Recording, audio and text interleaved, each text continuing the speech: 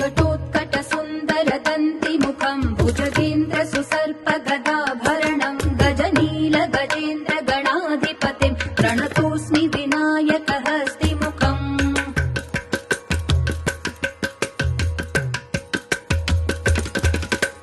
सुरसुर गणपति सुन्दरकेशम् ऋषि गणपति यज्ञसमानम् भव भव गणपति पद्मशरीरम् जय जय गणपति दिव्य नमस्ते